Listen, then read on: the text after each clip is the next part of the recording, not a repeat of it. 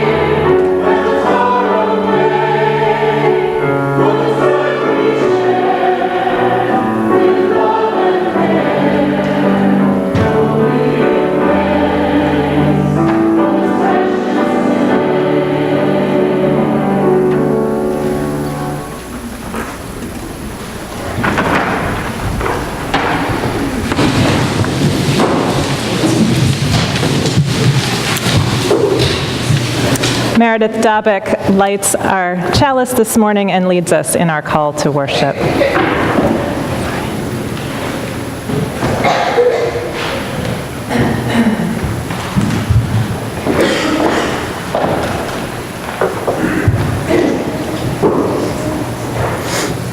Come, let us gather.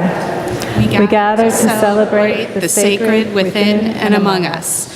We come to seek spiritual growth and understanding. We strive to practice acceptance, forgiveness, and love. Together, we work to build a world of justice and compassion. Come, let us gather together.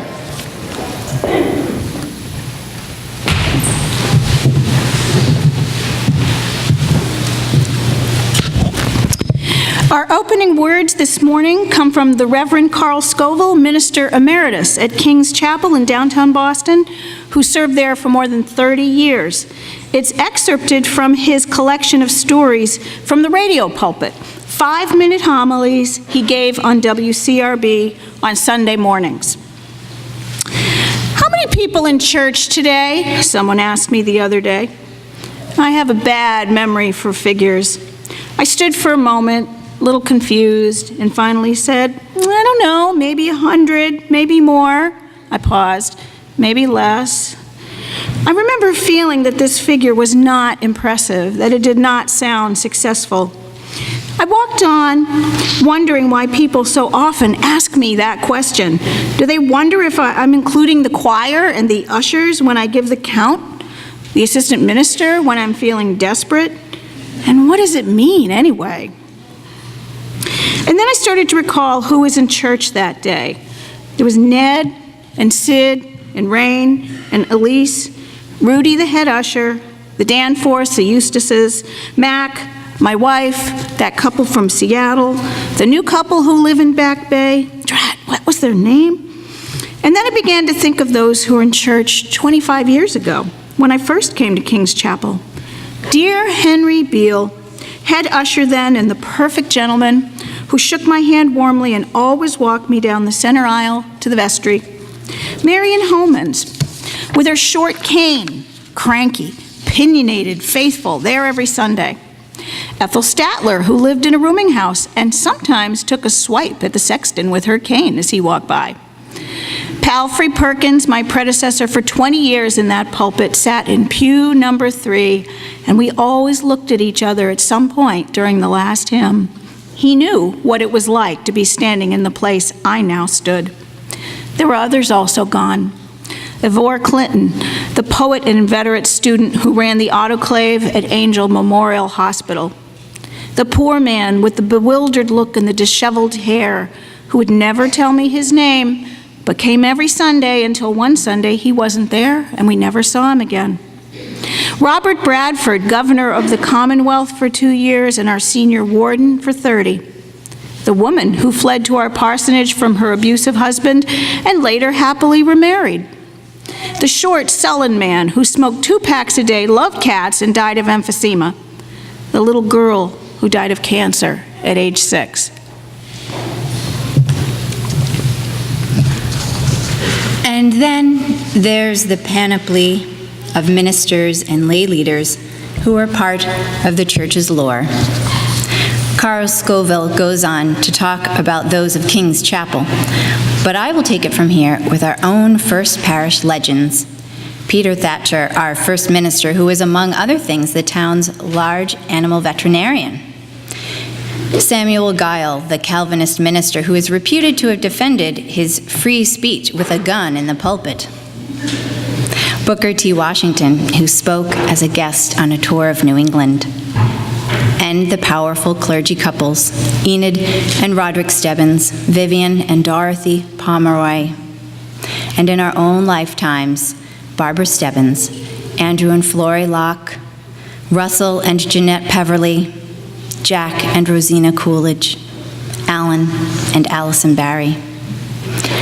And even before First Parish or King's Chapel were thought of, there was the Apostle Paul, who in his first letter to the Corinthians wrote the words inscribed above my head. And there was Louis Bourgeois, the 16th century French composer who is thought to have written the tune to Old 100th, the doxology that we sing after the offering every Sunday. And there were people, a few of them named, who hauled the trees that would become the beams and joists for this meeting house, which has stood for 226 years. And there are all the people who have filled this church for the 333 years since its founding. Thinking about the number of people who have made this space what it is, who have brought their hopes and their prayers, their ambitions, their confessions into this space, we do well to answer the question, how many people in church on Sunday? As Carl Scoville did after taking account of the presence of those whose lives had touched his church. How many people in church on Sunday? Thousands, he replied. As it is written in Paul's letter to the Hebrews, seeing we are encompassed about with so great a cloud of witnesses, let us run with patience the race that is set before us. That cloud of witnesses, Scoville writes, keeps us sane and reminds us of the source of our faith and hope. This morning, as we mark the season of the year when we feel that cloud of witnesses closest to us, the season when the veil between the worlds of the living and the dead is thin, when we feel the ways our loved ones we have lost are with us still, this morning we explore the festival and traditions of the Mexican celebration of Dia de los Muertos, and then invite and celebrate the spirits of those who may never have set foot in this church, but who come to church with us in beloved memory.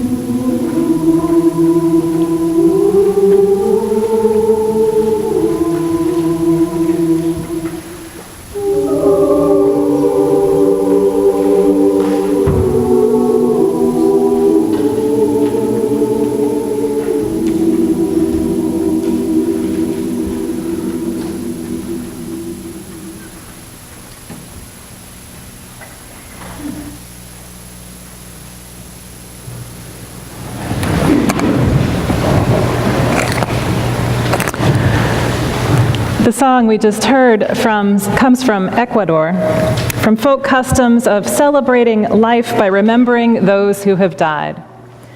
You may have read in your order of service that the song is about the wish to be buried in an earthen vessel, a clay jar, the symbol of returning to the earth from which we came. There's also a passage in the New Testament that reminds us that we hold our treasures in earthen vessels, our bodies which return to the earth, and the earthly riches we accumulate, which we can't take with us. We're reminded all around this time of year that so much is fading away, from the bright leaves that have offered brilliant and flamboyant flair to our roadsides and parks and yards, to the shortening days and the final harvests at the farmer's market.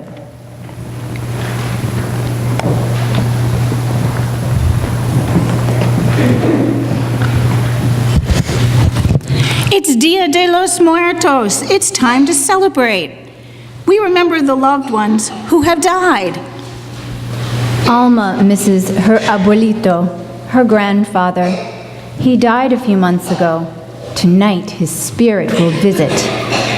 How will Abuelito's spirit come, she asks. His spirit will come like a butterfly, Mama says, quiet and beautiful. What will it be like? You'll see, Mama says. You'll feel him in your heart. Mama and Alma go to the market. There's lots to buy. The market is decorated with papel picado, cut paper designs that remind us of the carvings of the first people who settled in Central America. Pan de muerto, bread of the dead, a woman calls out. Alma chooses a piece that is long and wrinkled, like Abuelito's fingers. Calaveras de azúcar, sugar skulls, cries a man. He squeezes icing onto a sugar skull. A skeleton playing soccer reminds Alma of her grandfather. He loved that game. On the way home, she thinks about when Abuelito and she played hide and seek. Sometimes he couldn't find her. What if Abuelito's spirit gets lost, she asks. His spirit is like the butterflies, Mama says. They come to our town every year. They don't get lost. Abuelito's spirit will know the way too. Outside their house, Papa, Tia, and Alma lay a path of marigold petals for Abuelito's spirit to follow. Tia comes to help decorate the altar. Mama and Tia cook Abuelito's favorite foods. Alma fills a tall glass with atole, Abuelito's favorite drink. This is Abuelito playing the guitar when he was your age, Tia says to Alma. In the photograph, he looks just like you. Alma thinks about the songs that Abuelito taught her. If he couldn't remember the words, sometimes he just made up new ones. What if Abuelito has forgotten about us? What if his spirit forgets to come? Suddenly, she sees a wonderful sight. Mama, Papa, Tia, look! It's the butterflies! Hundreds of black and orange butterflies fly through the sky. Some land in the tree next to their house. The butterflies have found their way, she says. I think Abuelito's spirit will find its way, too. They go to the cemetery and sprinkle marigolds. They wave to other families, and they lay some of Abuelito's favorite things on his grave. Abuelito loved bananas. And these are his favorite socks. I bought them for his birthday. Remember when he blew out the candles? He sneezed 3 times and got icing all over his nose. They laughed and then got quiet. The candles looked like stars. Is Abuelito thinking about us too? Does he feel us in his heart? A breeze tickles her cheek like a sneeze. The air smells like bananas. She looks down and sees a butterfly resting on a petal near her feet. Abuelito, is that you? At night, her mama tucks her into bed. Sueña con los angelitos, Sweet dreams, she says. When her mother kisses her cheek, her eyelashes feel like the wings of a butterfly. She goes to sleep and dreams of her abuelito.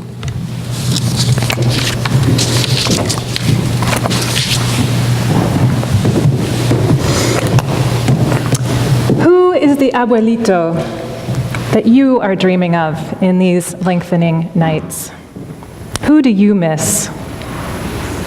What loss is with you in these days of autumn? What lives are you remembering with special tenderness this year, this day, this hour? This season, more than any other, grabs us by the collar and says, pay attention. Listen to the voice of your melancholy heart. Listen to the pangs of nostalgia that catch you off guard. Listen to the way your child laughs just like your grandfather did, and how much you miss him. Let the lives of all those who have touched you be felt in each thing you do. They are with us still. Now, Unitarian Universalists on the whole avoid proclamations about what happens to us when we die. We just don't know. But many of us have ideas, whether we're certain of their truth or not, that guide how we mark our loved ones we have lost, and lots of us can't explain some of the experiences we have after a loved one dies, like the breeze that tickled Alma's cheek, that helped her feel her abuelito near. Those things might not actually go along with what our minds believe, but we know something else in our hearts. Our tradition here at this church has been to name our beloved lost ones and light a candle in their name. That realm of mystery is endlessly fascinating, and there are always more names than we can say aloud. It's ultimately unknowable what happens until we ourselves have crossed over, and we're not aware of people who have come back to tell us what it is. Or are we? When we engage in our annual remembrance, we not only lift up the memories of those who have died, we hold each other in our loss. We bind ourselves together and see each other's aches in new ways. Along with remembering our loved ones comes the remembrance that we are not alone in loss. My colleague of beloved memory, Forrest Church, writes, "At every deathbed, the light that shines is framed by darkness. When those we love die, a part of us dies with them. When those we love are sick, we too feel pain. Yet all of this is worth it, especially the pain. Grief and death are sacraments, or can be. A sacrament symbolizes communion, the act of bringing us together. To comfort another is to bring her our strength. To console another is to be with him in his aloneness. To commiserate is to share our pain." As we put our church's tradition of remembrance into conversation with the Mexican celebration of Dia de los Muertos, we have an opportunity to enlarge our circle of possibilities in that realm of mystery. We remember our loved ones with sadness, and our North American culture often tells us that remembrance always must be solemn and very serious. Yet those who have left us have also left us with the capacity for joy, for love, for a sense of humor and surprise, and even some of their quirks that are aggravating in life take on quite a bit of charm after they're gone. With this altar, we feed our memories of those who have died, keep their spirits alive among us, and mark with physical objects those mysterious qualities that make our loved ones unique and our relationships with them irreplaceable. Keeping our conversation with those loved ones open, not limiting our celebration of their lives to a single emotion or a single hour in our worship year, gives us access to their wisdom as it lives in us every day, and lets us bring to our awareness that wisdom, letting the lives of those who have gone before enrich our own, letting the conversation with death not be something that waits for terrible news, but makes our own lives more meaningful while we live them. The words of Forest Church again. Unless we armor our hearts, we cannot protect ourselves from loss. We can only protect ourselves from the death of love. Without love, nothing matters. Break your life into a million pieces and ask yourself what of any real value might endure when you're gone. The pieces that remain will each bear love's signature. Without love, we're left only with the aching hollow of regret, that haunting emptiness where love might have been. This year, we mark our remembrance and give you several options for how to participate. We'll keep our altar up throughout the month of November, while our worship theme is Radical Hospitality, remembering that to keep our hearts open to the stranger also means holding one another in that human communion of loss. Given that no one lives without loss, and we're called to spread the good news of love ever and always, we do well to keep this reminder open, inviting you to bring further offerings to the altar each week, and being reminded that we are all always holding grief and sorrow, joy and celebration in our remembrance of our loved ones we have lost and in the way we live our lives every day. So may we do. As we begin our ritual, I invite us to rise in body or spirit and sing hymn number 404, What Gift Can We Bring?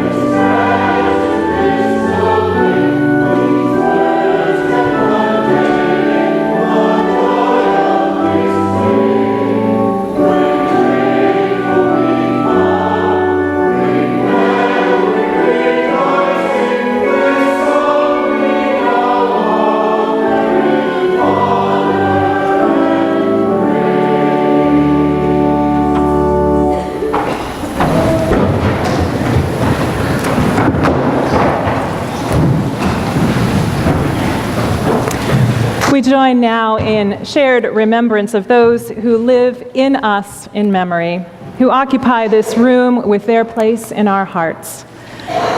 In this time of year when that veil between the worlds is thin, we offer in the simple act of lighting a candle or making an offering the prayer that we may know more deeply that great mystery at the heart of all being and share the spirits of our loved ones with the community gathered here.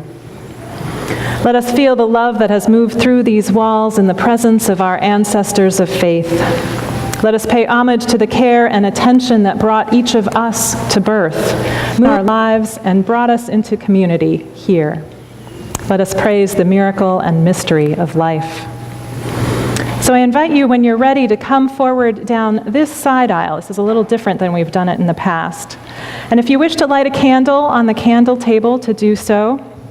And then if you wish, place an offering on the altar.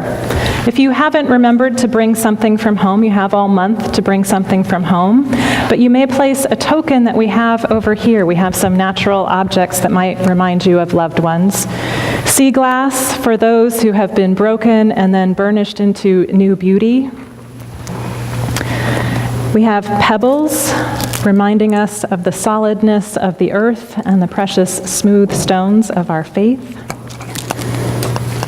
And we have seashells of many varieties, which can be used for those who loved the sea or for those whose simple beauty is just held in remembrance in that object.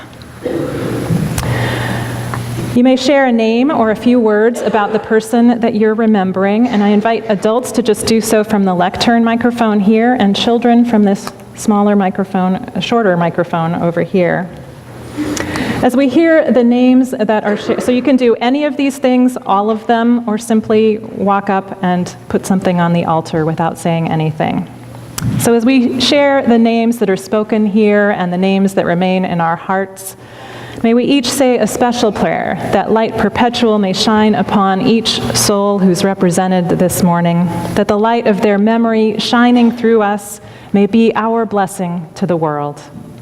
Please take part in whatever way you're called to, remembering that remaining in your pew with your own quiet thoughts is an equally honored way of participating. Please come forward as you're ready.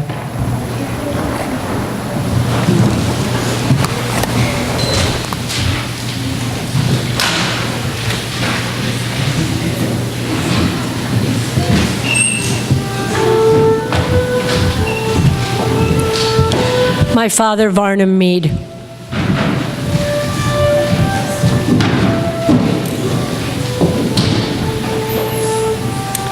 Sally Spohr Hawthorne, recently died, teacher, educator, mother, grandmother.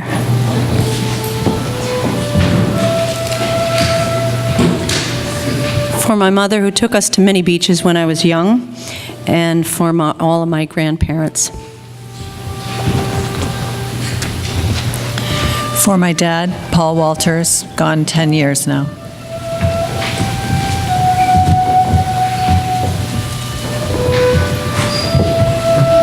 My dear friend John O'Connor and my Aunt Tilly. For my parents, Scott Wellington and Catherine Wellington. For my dad, Eddie Kelly.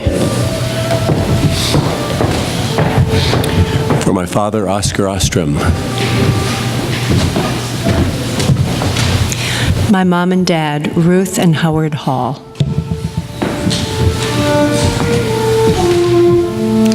My sister-in-law, Mopsy Seymour Lovejoy, my husband, Charlie Seymour, and my parents, Lee and Mary Kate Williamson.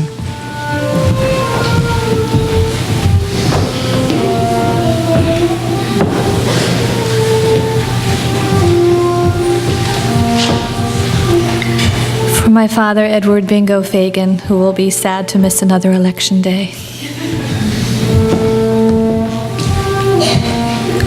Al Robinson and Jane Robinson.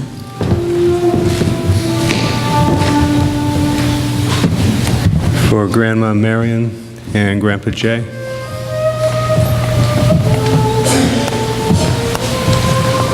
For my father, Selden Pitt.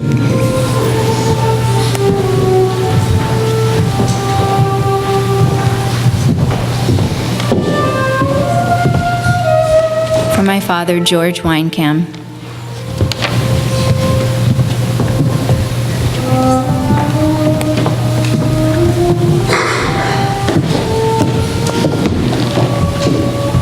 For my grandfather, Webster Collins.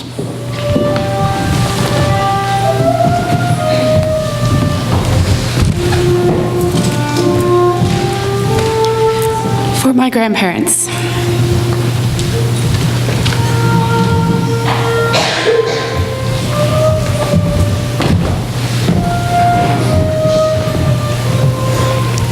For my niece, Liz Tarby.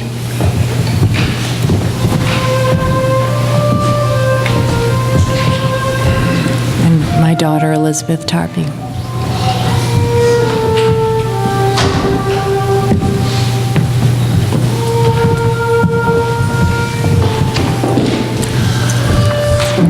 For my mother, Mary Smith, my stepfather, Jerry Smith, for our beloved niece, Liz Tarpey.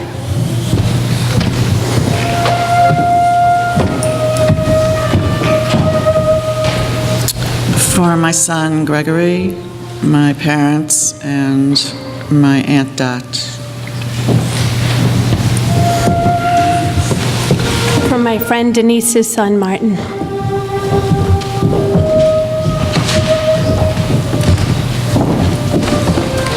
My Uncle Dan.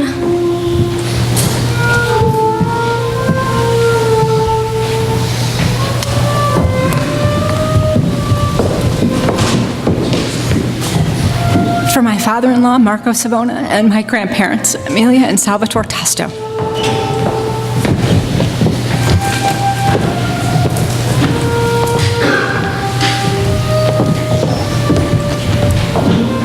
For my parents, Abe and Edith Cavadlo, and for Dale's mother, who died this year, June Golembeski.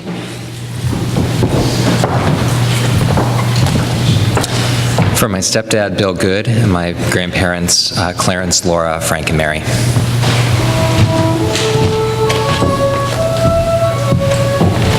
For my mother, Eleanor Hendricks, who was a beloved children's librarian. This is her favorite puppet, Yum Yum.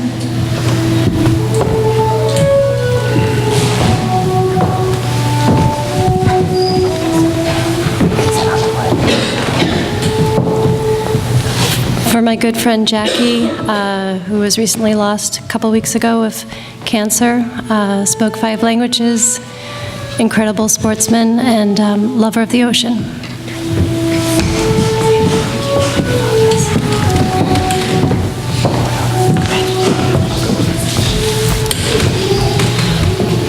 For Edna Fons Gordon. And Margaret Coddington Irby. For my father, Bruce Demarest, and my aunt, Sam Demarest, and my dear friends, baby girl, Kiara.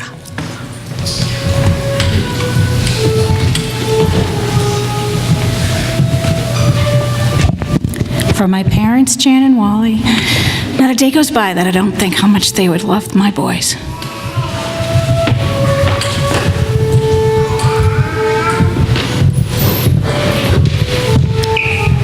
For my father, Bob Baker, who made fun of First Parish and would have called this the church of what's happening now.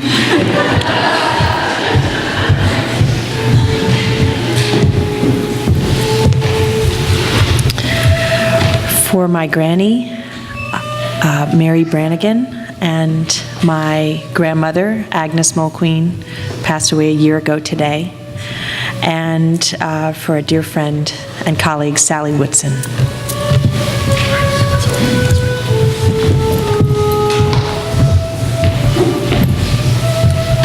For my parents, Michael and Agnes Mulqueen.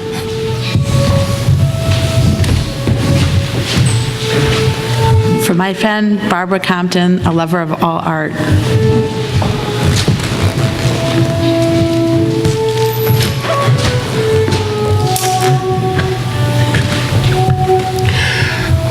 For my uncle and namesake, Joseph, who unfortunately I never met, who passed away before I was born.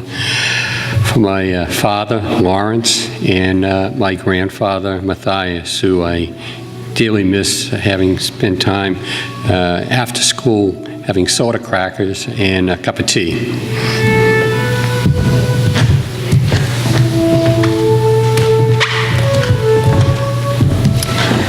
For my brother-in-law, Andrew Z. Brown, who died this year, was a teacher and a father and a wonderful uncle.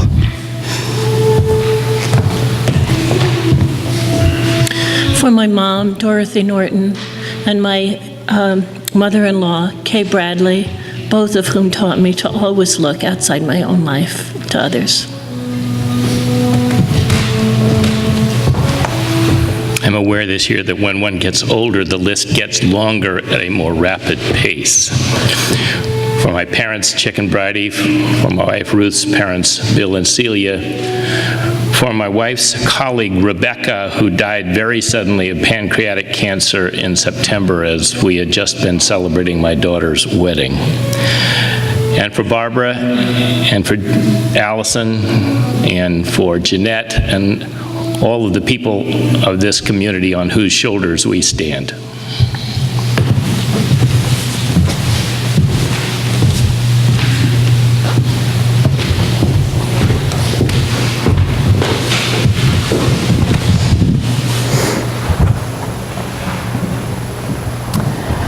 For my paternal grandparents, Gholam Reza and Batul, who I never met. I invite you to, after worship is done, come and explore the beauty of this altar. There are many wonderful objects here, and in addition to hearing the names, just seeing all of the remembrances is a powerful thing. I don't want to be the only one to witness it up close.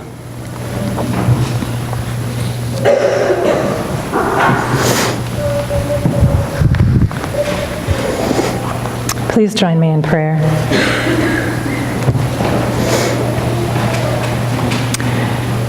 Eternal Spirit, as we face our own grief and loss, we lift up to the extraordinary nature of love. To let love's light, as it was known in our loved ones, continue to shine through their memory in our hearts, through their works that continue, and through the love that we learned from them. The light of that love is perpetual, strong, unwavering. Though the personalities of those we love might be lost as distinct beings in the world, that force of love that animates us, that gives us hope, that sustains the universe, eternal love remains. We celebrate that great arc of life and what we've learned from the particular people who have shaped our loving and given us life.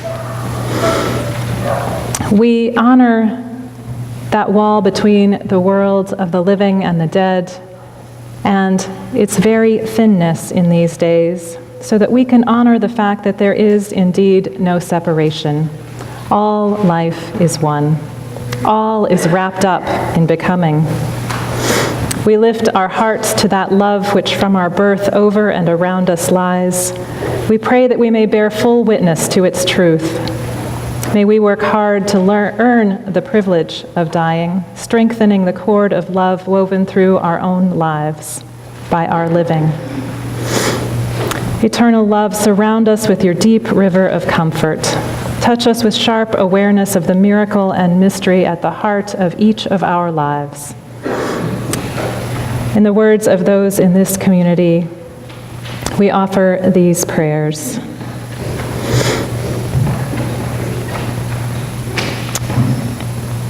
We honor Liz O'Rourke's friend Paula, in whom flowers are dedicated this morning.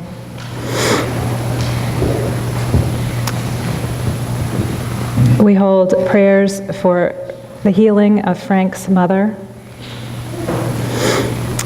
prayers for Jessica's friend's family to be helped,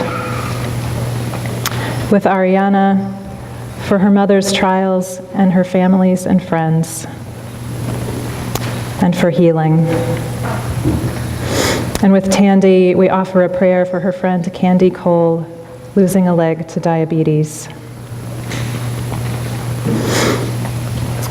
We wrap in the embrace of our thoughts all of these who are struggling, and all of those unnamed who struggle with illnesses of mind, body, or spirit, that they might find comfort, and that we might be of comfort to those in our midst. We lift up to our celebrations, the celebration of ongoing life with the birthday of Lisa White today, the celebration and enjoyment that we watched in our children as they gleefully celebrated Halloween this week, the joy that we have at the coziness of these colder days and longer nights, and perhaps the joy we might feel at an extra hour of sleep. We send our love out in ever-widening circles to all who are in need, And most of all, we send hope. May those who are struggling find worthy companions in their efforts to find justice, and may we be companions to those we encounter who are in need. Eternal love, work through us, guide our actions, light our imaginations, lift our voices so we might bring your power and possibility into our bruised and hurting world. Let our hands be your hands, our hearts open to your promise, our minds guided by devotion to the work of love in our lives and our world.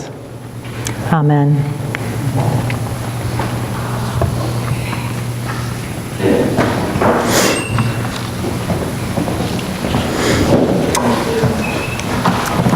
Brian Kelly offers a song of remembrance written by his sister this morning.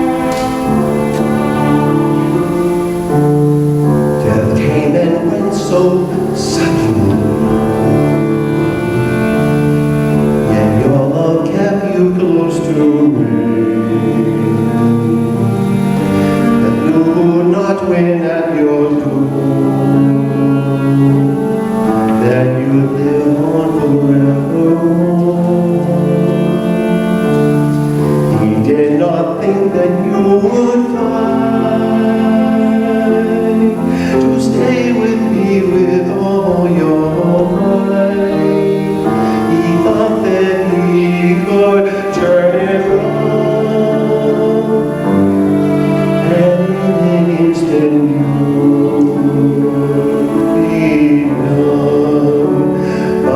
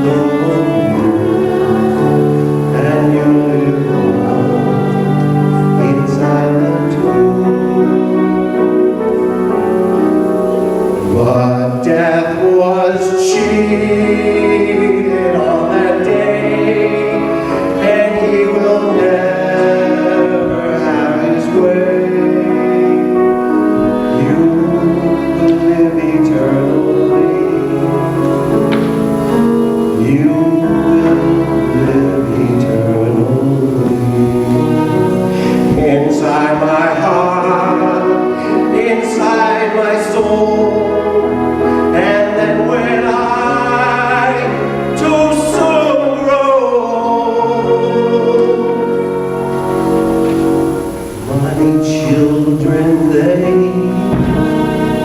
will know of you, and you'll live on inside them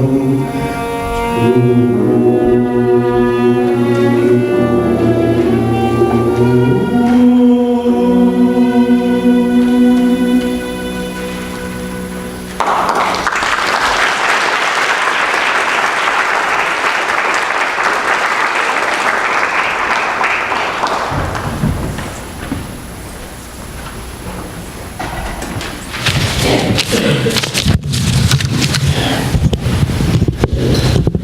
Remembrance Sunday is one of those special days to be at church. How you respond to death is very personal and oftentimes painful. Why do some of us fear death for ourselves or others may have to do with fear of being alone. No backup. In the movie Gravity, you get a foreboding feeling when Sandra Bullock finds herself drifting above the earth alone and just her thoughts and fears of impending doom. In our noise-filled world, we often do not take the time to listen or get a sense we are being heard. At First Parish, there is a community that works hard at its partnership with you, encouraging and teaching us how to become better listeners. As we gather a greater understanding of those we are listening to, they no longer feel alone. The First Parish family will be there for you in sickness and in health, for richer or poorer, until death do you part, and then some. You don't have to go it alone. You can be heard. Recently, friends of mine lost their son way too early.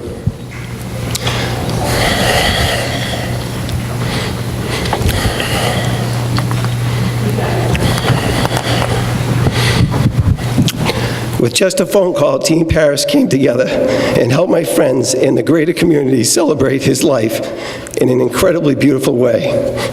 From Parisa quoting Harry Potter and Lord of the Rings, the young man had a love of reading, to the deceased family sharing with us the essence of their son's brief life on this earth. It made me so happy to be part of this awesome spiritual home. I don't know what the future holds for you or me. I just know that my life has been changed for the better since I came through those doors for my new infant son's benefit. Little did I realize I would receive so much more in return. Thank you.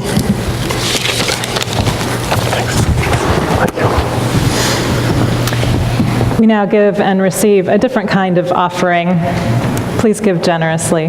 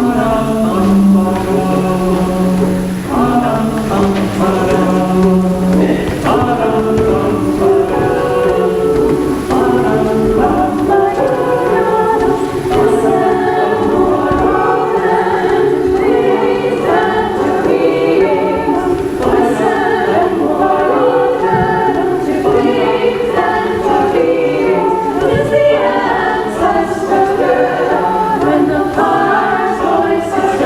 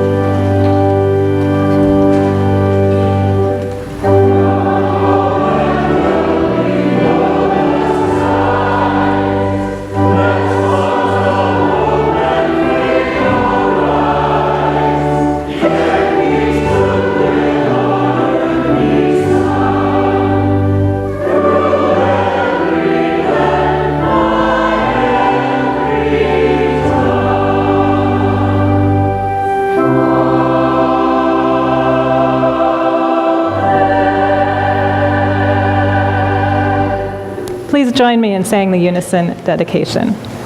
May these gifts be transformed into strength for this faith community, into comfort, food, and shelter for those in need, and may we be transformed by generosity. I invite you to join in singing our closing hymn, 11, Part in Peace.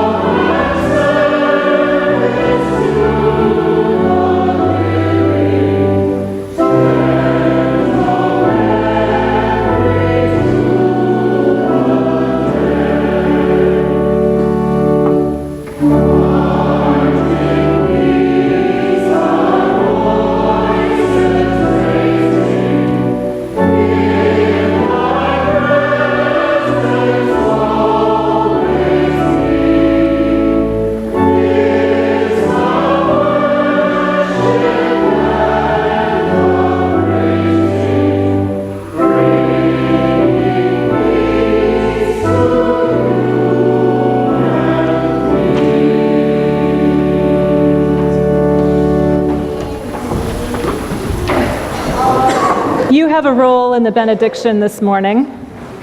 Your words are, "We remember them." In the rising of the sun and in its going down, in the blowing of the wind and the chill of winter, in the opening of the buds and the rebirth of spring, in the blueness of skies and in the warmth of summer, in the rustling of the leaves and in the beauty of autumn,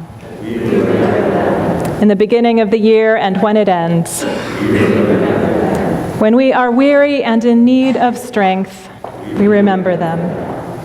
When we are lost and sick at heart, we remember them. When we have joys and special celebrations we yearn to share, we remember them.